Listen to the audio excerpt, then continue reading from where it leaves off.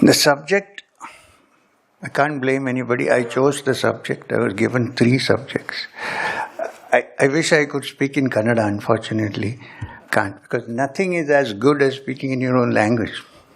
I can speak in Malayalam, but how many people? So, the subject I chose from the 3 subjects offered to me was Sadhana, the path of liberation. So, I have 40 minutes and then maybe we can have some Prashnottara. So, there are 2 things. In this title, there are 2 words, sadhana, liberation. So, before sadhana, let's look at the word liberation, because sadhana is the way to liberation. So, let's look at this word, liberation. In certain schools of philosophy, it's called Moksha, liberation. In some other schools of philosophy, it's called Nirvana, liberation. In the Yoga Sutras and in Sankhya, it's called Kaivalya, liberation. Now, Kaivalya is a very peculiar word. It is derived from the word Kevalam, only.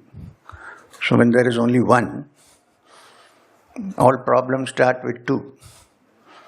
So Kaivalya is to understand that there is only one witness to everything that's happening. Now the question is, does everybody crave for liberation?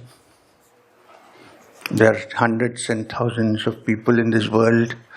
We do our work, we eat, we enjoy, we multiply, and then we die.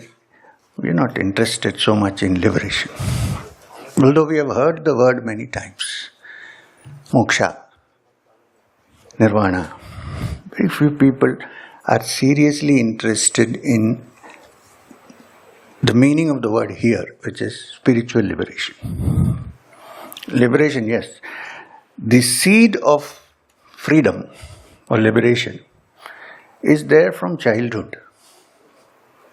It's built in, but caught in the pleasures of the senses and the world, we tend to forget this desire to be free. This is what happens. A little baby after 10 months in the mother's womb actually is longing for liberation, to come out. And it's very interesting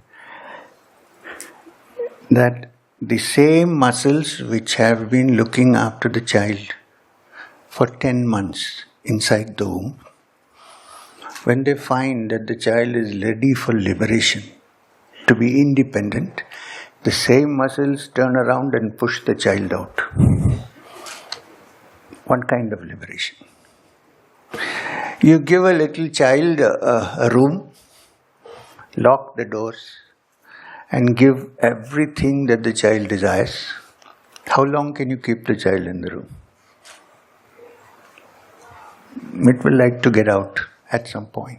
If you don't open the window, it might jump out through the window. All the freedom struggles that have happened throughout the ages in different countries, from customs, politics, everything, stems actually from the desire for liberation. So it's not as if the desire for liberation, the seed of the desire for liberation is not there in people. It is there.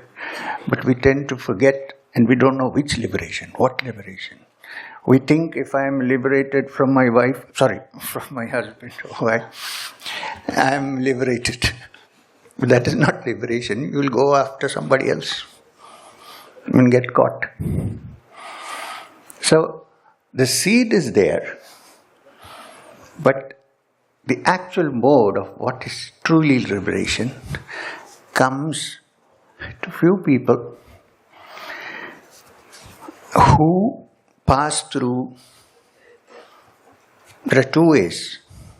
Sometimes passing through the difficulties of life, hit by sorrow, getting into trouble, one realizes maybe this is not the aim of life, there must be something else. Or there are some people who from childhood have this desire for spiritual. We won't go into the reasons, but it's true. Sometimes it happens. Rarely. Now, it's only when we are faced with difficulties, when we are faced with sorrow, when we are faced with the understanding that we are insecure and incomplete, that the desire for completeness takes over us, in most cases. The first chapter of the Bhagavad Gita, what is it called? Arjuna Vishada Yoga. Yoga of Arjuna's Vishada. Now Vishada can be translated as sorrow, insecurity, uncertainty. There are different ways you can look at it. It's from there that the beginning starts. You are faced with a situation. Actually, we are faced with a situation every day in life. Even death is always there with us. It's a companion. We like to think that we'll die after some years. So, I'm 72 now, I still think maybe 10, 15 years. I'm saying it's possible to think, but it's here right near us, anytime. It's gone. When you face that, we begin to wonder, is life just this much or is there something beyond? Am I this limited individual who is born, who then multiplies, and who dies? Or am I something more than this?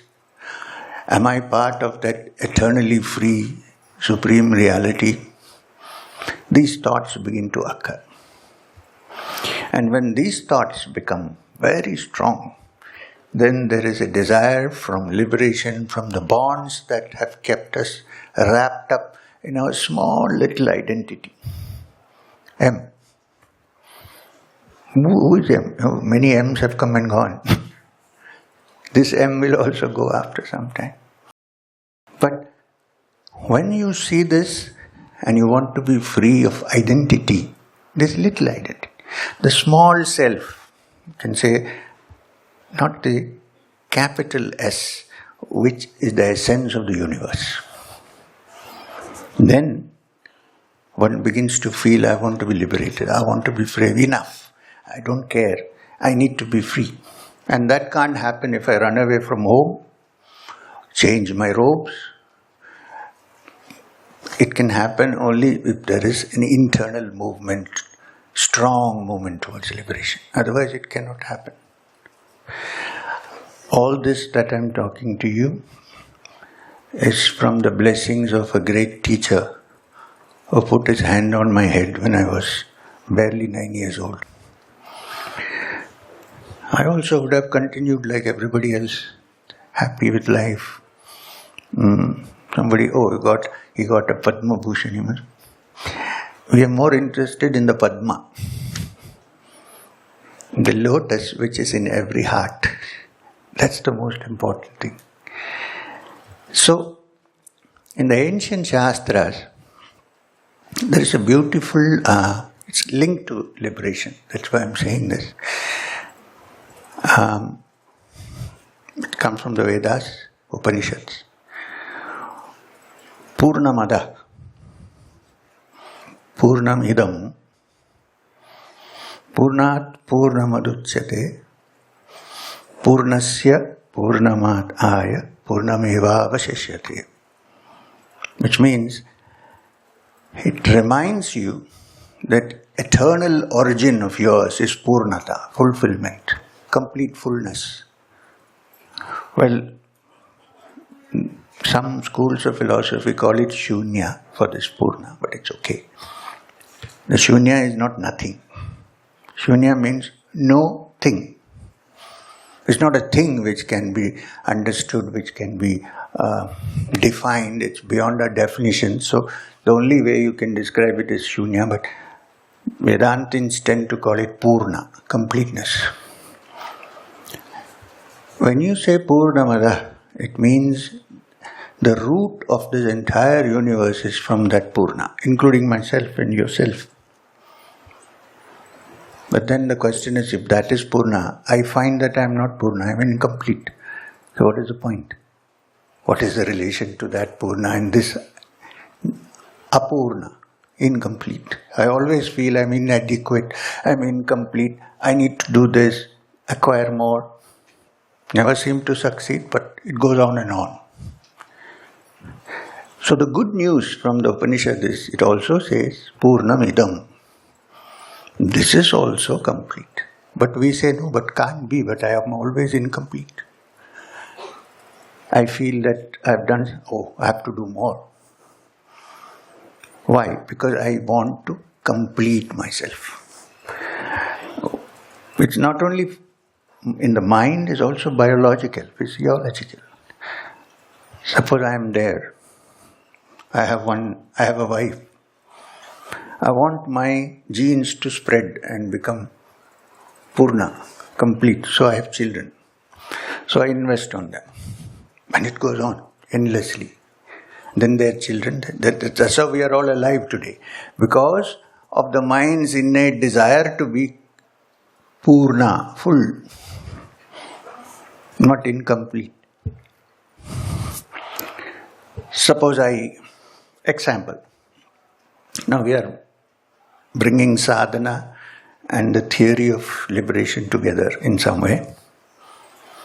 Suppose I have a car, simple thing. Or I don't have a car, I have a motorbike. I decide I will feel more happy, complete if I have a car. Then I try hard and I take a loan from the bank and buy a car. Nowadays you can't use black money, you have to buy a car. And then what happens? The car is parked in my garage. The car is parked in my garage. For some time I am very happy. Till I find that my neighbor has a better car. Sometimes. Seriously, I parked a Suzuki and this guy has parked a Land Rover. Today Dr. Venkatramana was kind enough to bring me in his Land Rover. But then, for some time I'm happy. Then I try hard perhaps to get a Land Rover. I acquire it in some way, then I'm happy. So, my feeling is, what I think, I believe, is that it is perhaps the car that is standing in the garage that contributes to my completeness and happiness. The great yogis say that it is not the fact that the car is parked there. For a short period when you acquired the car, your mind stopped craving. This is the happiness that you are deriving. It started craving again, then the unhappiness came back. But that short period when I acquired something, the mind is for some time not craving, at least for something very important, I think is very important. So there is peace and happiness. And I think that it is because I have acquired that padartha, that actual car, that I am happy. So the yogis say, is there a possibility to calm the mind no matter what you have or what you don't have? Perhaps when the mind stops craving, please, when you are hungry, the mind craves for food, that is a different story. I am talking about something else. When the mind, is there a way to find out how to find peace and completeness by stopping the cravings of the mind? Now we have the great teachers who have come to us, the great teachings from the Upanishad onwards. Of course, there are the vacanas of Basaveshwara, if you want to read, which show us that deep inside we are not different in any way from the all-pervading Supreme Being, which in the Nirvana Shataka has been described by Shankara, Chidananda Rupa, Shivoham, Shivoham. In true nature, when I am free of conditionings, when I am free of my cravings, ordinary cravings, yes, there can be one desire, the desire for liberation. When that desire becomes very strong, and then my mind calms down because it is no longer running after anything outside. In that stage, I touch this understanding, the deep inside me, the big S is the reality and not the small s. I am not anything to do with what you see, but I am the essence of consciousness. When this is touched, then there is liberation. If you ask me when this is touched, then what happens to you? You are no longer there except as a shadow. Sri Ramakrishna Paramahamsa said, it's like the salt doll trying to measure the depth of the ocean. Do you find the salt doll anywhere? It's gone. Maybe the string which used may be still left. So, this universally has been described as the understanding of one's true self, which liberates one from conditioning.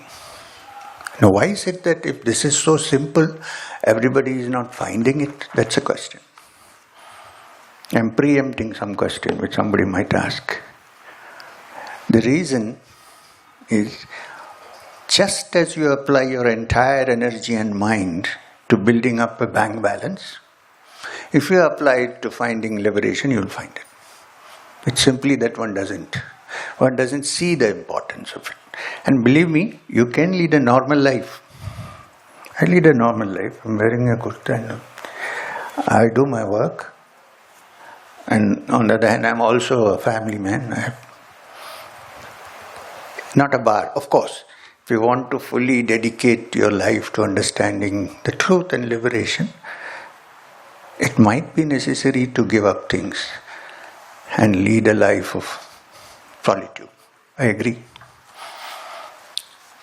But once it is found, you still can live in this world and work. The work will be there, but it won't be self-centered. It will be for others. This is called Karma Yoga. As you go into the process of liberation, it might be necessary sometimes to go into solitude, to live a simple life, not to get mixed up with normal people, as we call them, and so on.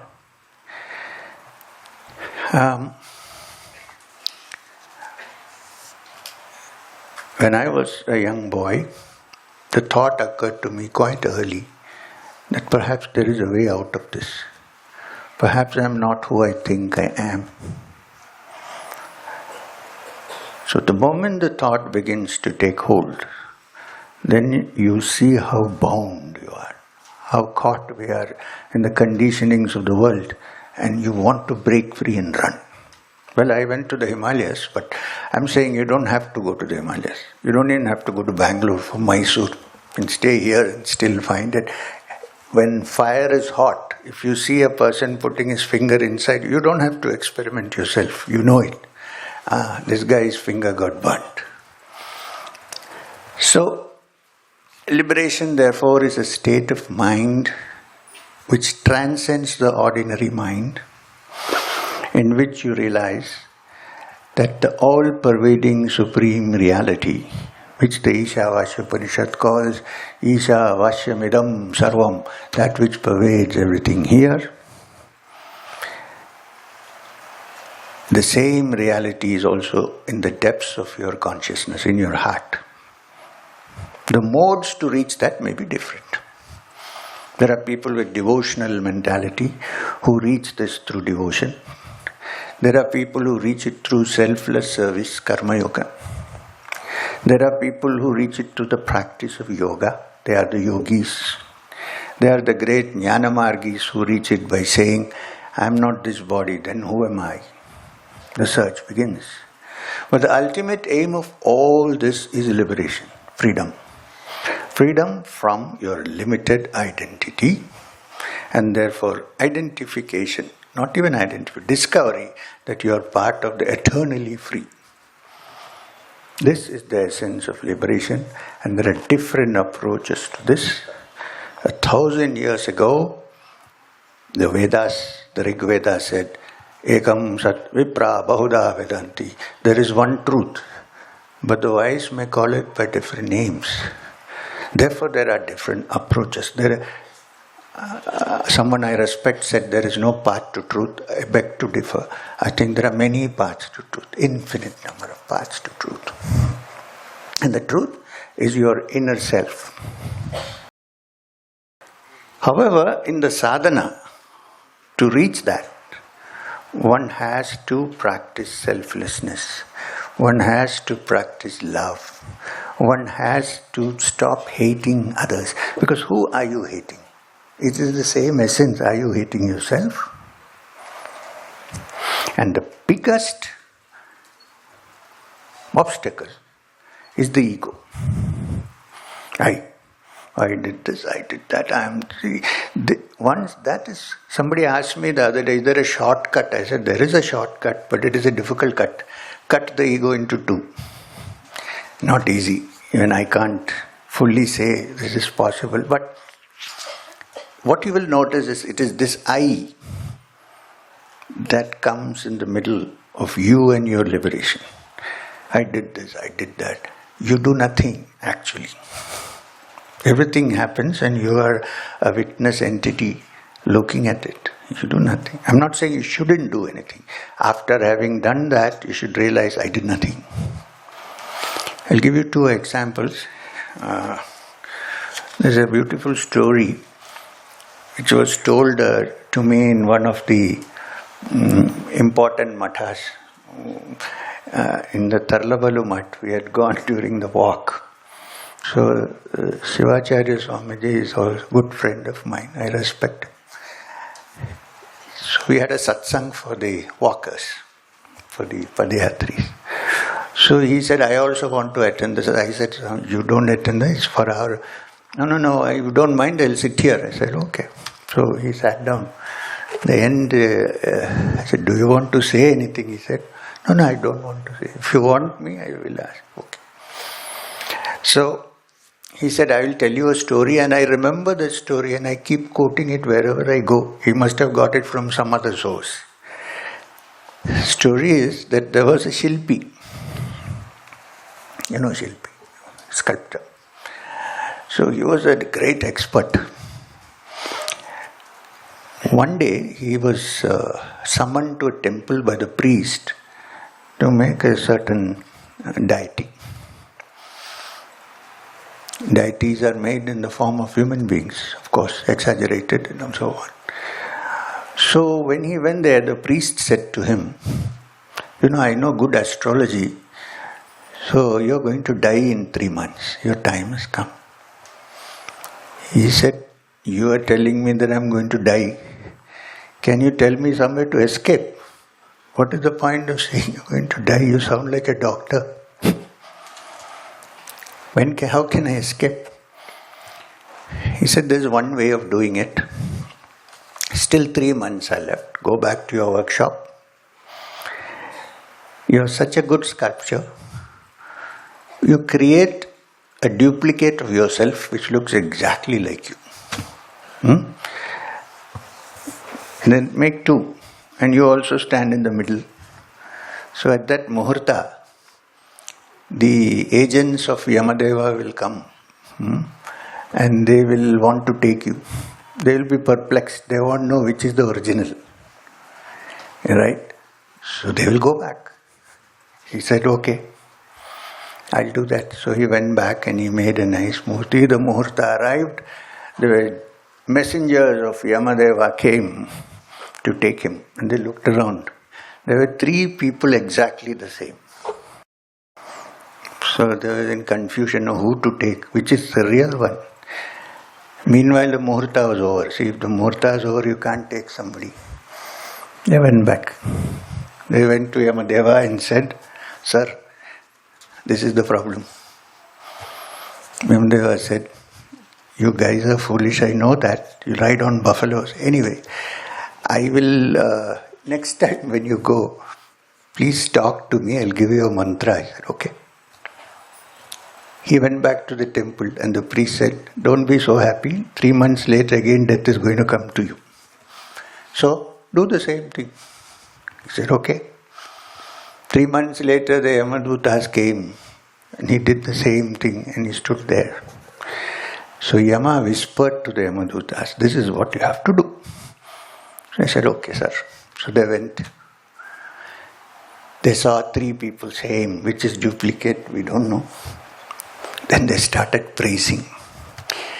They said, oh, what a sculpture, my God. It looks so much like real, Even the hair is real. You almost feel the breath under the nostrils. What a wonderful sculpture. Who could this be? This man couldn't control himself. He said, I made it. Come. It's time to go. So this is one thing which can be, after you have eliminated everything and got ready almost to step into freedom, this thing will come, this ego. I am so and so.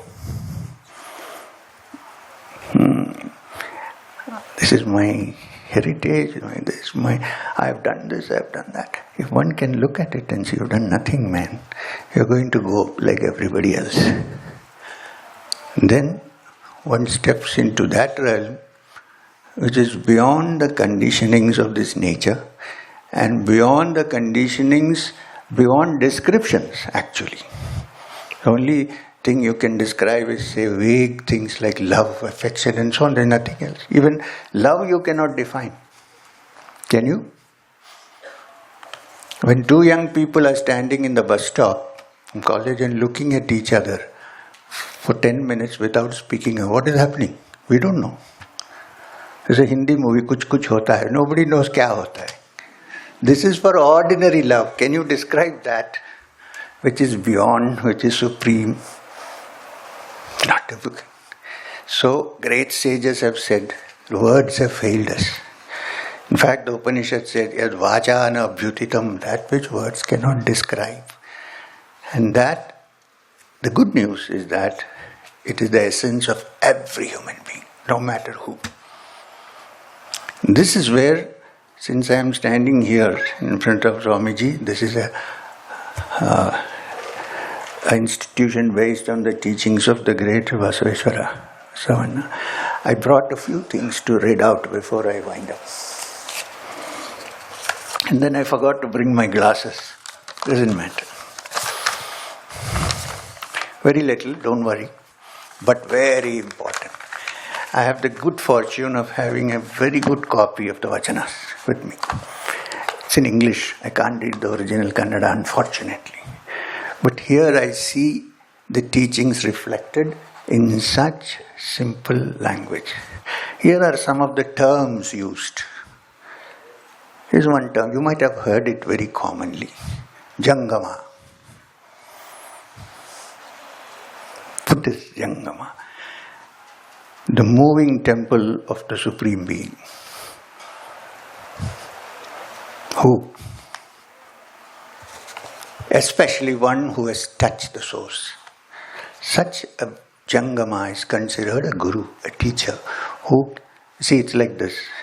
Even without teachings, when someone is spiritually developed, without saying a word, what was Dakshinamurti? Without saying a word, because there's a big magnet. Any iron piece that goes near is sure to get some magnetism. Of course, what is the sadhana? To remove the rust. Because if there is rust, the magnetism doesn't work. So Jangama is one important word used in the Vachanas. Moving temple of the Supreme Being, which is considered to be the Supreme Teacher. And the inner being is referred to as the Linga, the symbol of the Supreme. Linga in Sanskrit means symbol. Then the Panchakshari. Sadakshari, when you add Om. Namah Shivaya, the Shiva Panchakshara. Now this is a practical sadhana by which one can reach the inner. Then Vibhuti. What is Vibhuti? the capacity that comes out of a sadhana, which also shows that this whole world will finally be reduced to ashes. Nothing will be left. If you go to Manikarnika Ghat, you will see hundreds of people coming every day, and what is left is ashes. But Vibhuti in the Yoga Sutras means the extraordinary capacities developed by a yogi through sadhana. Rudraksha. Is it merely a Rudraksha? Or does it mean the vision of Rudra? Aksha is I, Rudra is Shiva in his destructive form. So when everything is gone, the only thing that remains is reality. This is Rudraksha. Padodaka, the holy water that is used to wash the linga. And Jangama is also the Guru. And what do you get from him? Prasada. What is prasada? In Sanskrit, the substitute word for prasada is fulfillment and happiness. Prasadam. So, this is something I picked up. And then here is a vachana, I'll read that last. How can I claim to be a bhakta? This is Basaveshwara, not me. I don't claim to say that. How can I claim to be a bhakta until I leave off fellowship with worldlings? How can I be a Maheshwara when I cease to covet another man's goods and wife? How can I be a Prasadi unless I shed all pain and pine for the beloved? How can I claim to be a Pranalinga unless my breath is stilled? Now, stilling of the breath is a great practice which we can go about for an entire 2-hour satsang. Sometimes in deep devotion and understanding, the breath becomes still by itself. The yogis attempt to still the breath through pranayam. How can I claim to be a Sharana unless my sensory desires are erased? How can I claim Aikya unless I am free from birth and death? So, these are some of the things I picked up from the vachanas. And here are a few sadhana instructions. I can't read the Kannada properly. I think first sentence says, Kalabeda, Kolabeda, Husya Nadiyanu Veda. Thou shalt not steal or kill. Is it there in every religion, in every teaching, in every great spiritual enterprise? Thou shalt not steal or kill, nor speak a lie. Be angry with no one, nor scorn another. Nobody is lower than us, everybody is the same. Nor glory in thyself, nor hold others to blame. This is your inward purity. This is your outward purity. This is to win over our Lord of Kodala Sangama. Equal advice to every human being. So, I stop with this.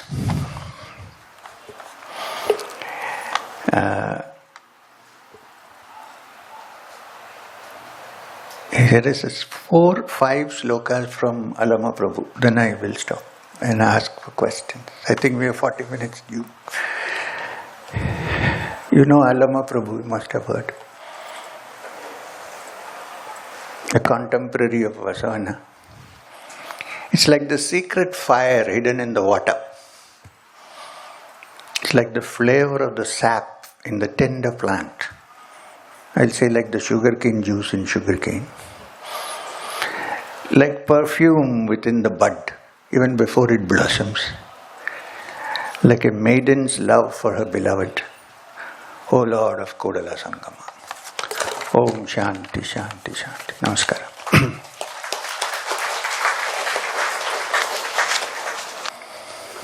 Now the floor is open for question and answer.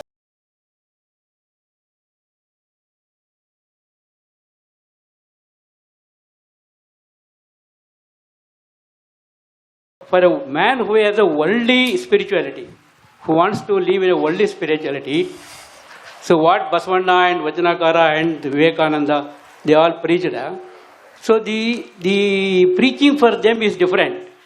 The total liberation means the union of soul, the atom of universal energy in a human being can be defined as a soul. So union of this Atma with the higher force, who is the control of this, that is a total liberation.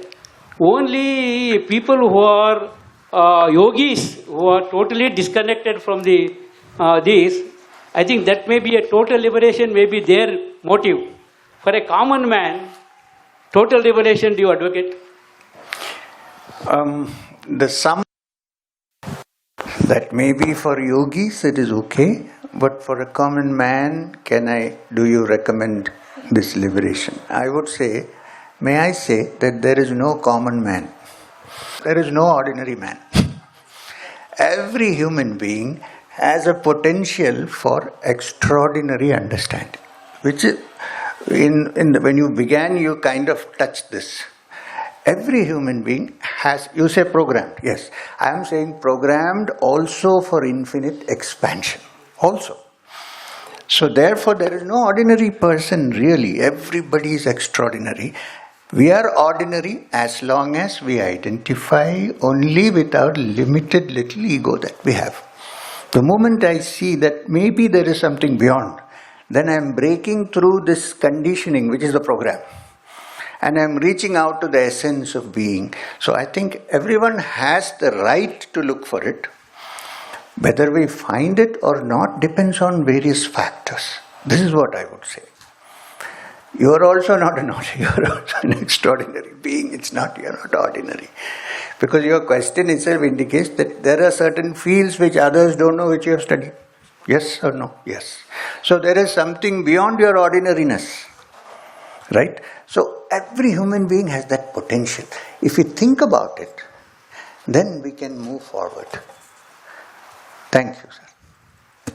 So do you believe that there is Punerjanma? I do. I believe because for me it's a fact, but I cannot prove it to you in a test tube, unfortunately, sir. I believe it because I have from my childhood had such experiences that I can... Do you have any experience of that? Yes, sir. Most distinguished... Sir, I think you should read my autobiography. Yeah.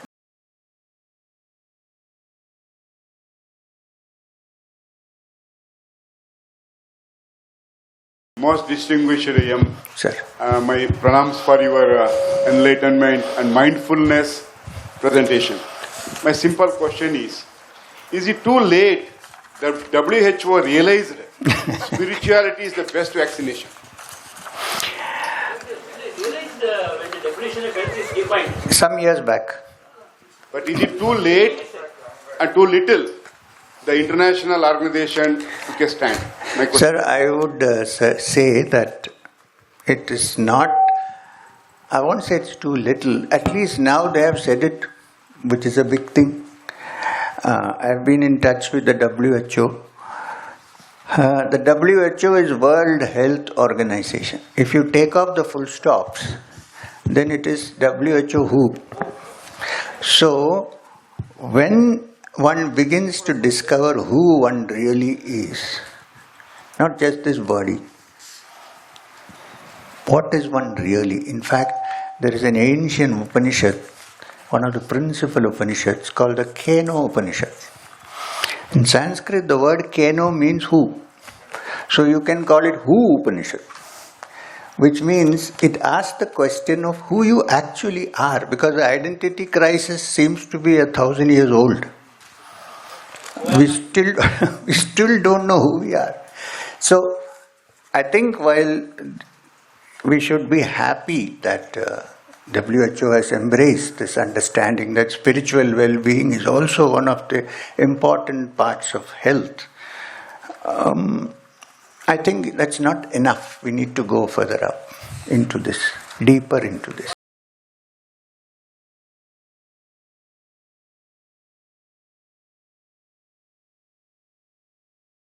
Guruji, Sirsashtanga Pranam. I am Arun Kumar Shettar, retired bank official. Guruji, do good, be good. Why do you aspire for liberation? This is my question. If you don't, that is one of the ways of liberation.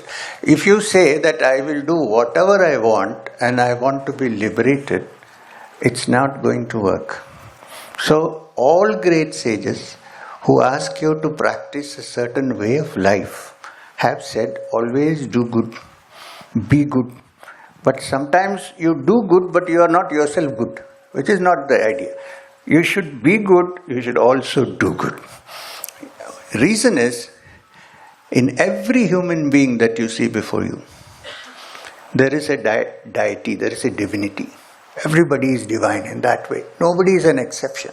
Whether one has discovered it or one has not discovered it. So being good to another human being is worshipping the divinity in that person.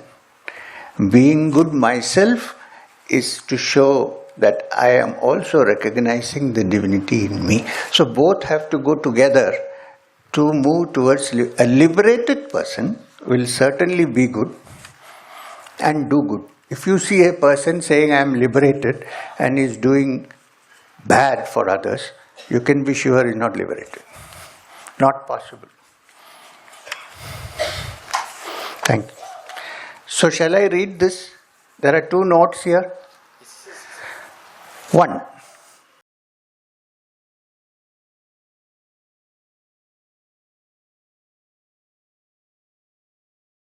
In Bhakti Marga there is dual.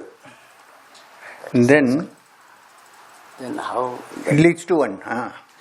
Yeah, got it. Yes. So, I equally appreciate and equally understand the reasons why Vedanta, for instance, has split into Advaita, Vishishta Advaita and Dvaita. Now, Madhvacharya was the great proponent of Dvaita. And most people who are in the Bhakti Marg would like to follow a distinction between the Supreme Being and myself and move towards it. Understood? I had a very good friend. I wouldn't call friend, I respected him very much. He's no more, unfortunately. He was a very orthodox Madhvite and a dualist. But with me, he was a very good friend, I would say that. We behaved very well with each other. I don't want to name him, he is no more. Very old person, well known. So one day, we generally have this discussion. When I used to go to Udupi, because my in-laws are from Udupi, so the morning walk usually is towards the temple. So walking distance. So usually when his pariyaya is there, after his puja, he will come out and meet me suddenly. He'll say, when did you come? Oh, Ramaji, I came. Okay, fine, let's go to the matha. He didn't have coffee, but I had coffee. So he'll order some coffee, let's have a discussion. Discussion usually is this, Dvaita, Advaita. But with great respect, he is much older than me. So one day I asked him, Swamiji Maharaj, suppose I am a great devotee of Krishna. Suppose. I am actually in a way, but suppose for a fact, I am a devotee of Krishna. Then I am so absorbed in Krishna at one given moment that I have forgotten myself. There is only Krishna. So how many are there? He said 1. Then he said, no, wait a minute. So, yes, it is, to begin with, it is a good idea. Like you conceive of the Supreme as an image or a deity. Or great rishis have seen visions of deities, so they must be there. So, and then you approach. Now you are 2. I am there, my God is there. Or I don't want any human symbol. I have a linga. I have one linga, prana linga. Now here there are two. There is the linga and then there is me. Two. But as I get fully absorbed, there is no me. In fact, some bhaktas have said, take me away. Why am I here? Only you are there. Then it culminates in oneness. Although it starts in duality, it is natural to start in duality because we live in the dual world. Nama, Rupa, duality is part of our life. But as one advances, then one goes into oneness. You can say oneness with the deity, and still if you feel like it, keep your separateness or merge fully, it's up to you. The great Guru Nanak, the founder of Sikhism, said, I would love to be the ant that tastes the sugar, then become the sugar. Because if you become the sugar, you cannot taste the sugar. So there are two ways of looking at it.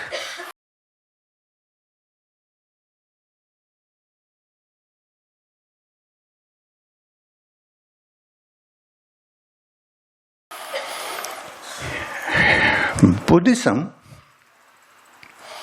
this is in Vipassana. Buddhism, meditation, concentration is on breath. And this way leads to the same. Is it also so in yoga? Yes, the only technique that Buddha seems to have taught. Let's keep away Mahayana Buddhism out of this because there is a lot of tantric content in it. Not in a bad way, I'm saying. The Vajrayana teachings. But the pure original Buddhism, the Sutrayana as they call it, Buddha only taught one technique, which was Vipassana, which means to give attention to the breath. Vipassana is not only giving attention to the breath, it actually means awareness. Not only have to be aware of the breath, to be aware of everything that takes place within the mind and the body when you sit down. This is Vipassana, really, not just the breath, not just anapana. It's a complete awareness of everything that happens in the system. Now, yoga teaches that, but also it teaches you how to balance the prana and the apana. Gita's words, prana, apana, samayukta, when the prana, which is plus, and apana, which is minus, are balanced. Usually they are not balanced in most human beings. When they are balanced, then one gets absorbed in the essence of prana. So yoga not only teaches awareness, it also teaches you how to change your prana from ida to pingala, pingala to ida, and finally to the sushumna.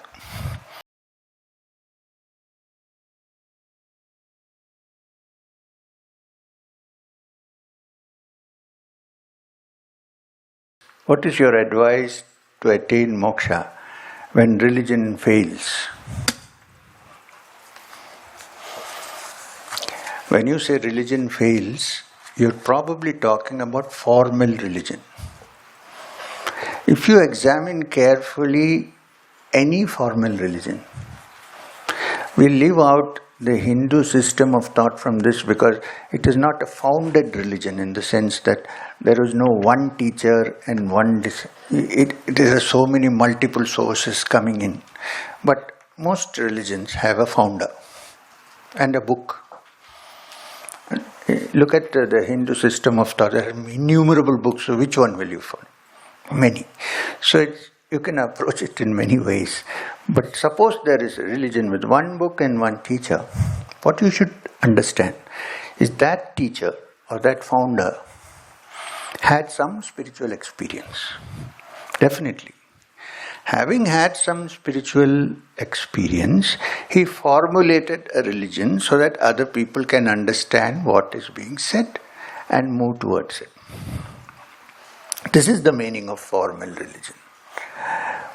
But while you practice your formal religion, or if you think this is not suitable to me, I have tried all religions, they are not suitable, go to the essence of the founder. What did he do? Why did he meditate? What did he try to find? If you go to the essence, then you can probably find moksha even if your religion has failed. In fact, my latest book, which I published, is called Yoga Also for the Godless. I didn't say yoga for the godless. No. I said yoga also for the godless. This is precisely what you have asked. Can I find... See, in yoga the moksha term is not used. Kaivalya is the same thing. So you can still find kaivalya if you have lost your faith in your religion.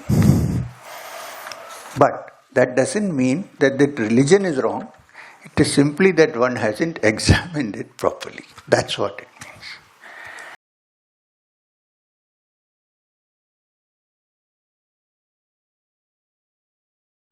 What is the difference between ego and self-confidence? Good question. When I say, I don't say, I also have an ego, little bit.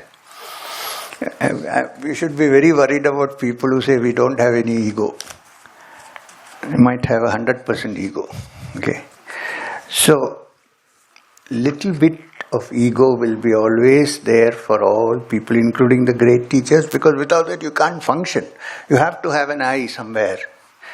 But it will not be the I that it will be like a shadow that remains and goes at will. It will be like an empty pot which can break at any time. It's not the real ego. It will be there. But the faint, without that, Shankara couldn't have taught. The great teachers couldn't have taught. You need a communication. But that is not the ego. It is like a burnt rope. You know, you burn a rope, it looks like a rope, you touch and it crumbles. But self-confidence is something else. Self-confidence is when I decide that I can do something and I will not stop working towards moksha, for instance, even if there are obstacles. If I don't have that much of confidence, that is not ego, that is self-confidence. If I don't have that much of confidence, I cannot do anything in this earth and anything beyond. How can I find that which is the highest goal in life, moksha, without even a little bit of self-confidence? It's not possible. So develop your self-confidence, but ego comes when I say, only I can do it. This is the problem. Only. That only is a notable word. Please say others can also do it. Look, competition is not such a good thing, but perfection is important. If I work towards perfection, I don't have to worry about competition. And these are certain things like jealousy, for instance. It's one of the most incurable diseases. And it has no basis actually. See, for a person doing sadhana, it is very important to identify jealousy and throw it out. Just imagine, nothing is happening to me. Somebody is happy and I am unhappy. In Malayalam we have a saying, Kushumbinum kashandiki marinilla. That means there is no medicine for baldness or for jealousy. Don't believe all those Ayurvedic oils, nothing will help. Gone is gone forever. So these are certain things that we have to look into carefully.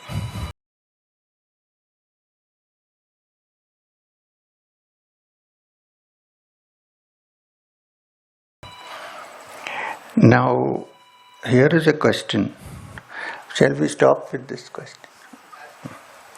Sir, thanks. How is it possible for you to quote so much of knowledge? Is it by study? Now my ego is slowly saying, hey, look. The main thing is to watch yourself and see how it works. Is it by study? Well, partly study. You see what happens can happen to you also, not only to me. When the mind expands and goes beyond a certain conditioning, then it acquires the capacity to understand things much better than normal. So this we should inculcate in students and young people, how to uncondition the mind so that they can grasp something fast. This grasping also, otherwise I would study all my life and not know anything. This grasping comes with one-pointed attention. One-pointed attention, the perfection of one-pointed attention in the Yoga Sutras, in the Ashtangas, is called dharana. If dharana is cultivated, then dhyana becomes natural, normal, and it culminates in samadhi. So, this dharana can be applied to any subject. I did study, but I applied this one-pointed attention, therefore I could understand the essence of what is being studied. Otherwise, look, Sanskrit grammar, Panini, you can study for a lifetime and still not finish. Right? So, Swami Vivekananda said, I studied, but I haven't completed it. So, I think we can now, sorry sir, you just came in. We can now wind up for the time being. Maybe at some other opportunity we can discuss. Thank you. Yes, sir? I thought we were winding up. Okay. One more, Swami.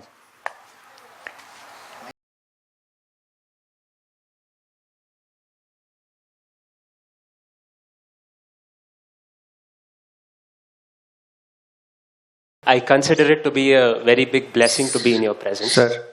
And my question is, for a seeker who is seeking a guru and gets a strong feeling that a person or entity might be his guru, is this feeling reciprocal with the guru also? This is a private question. Sorry, I can't discuss in public, but I can give you a guideline.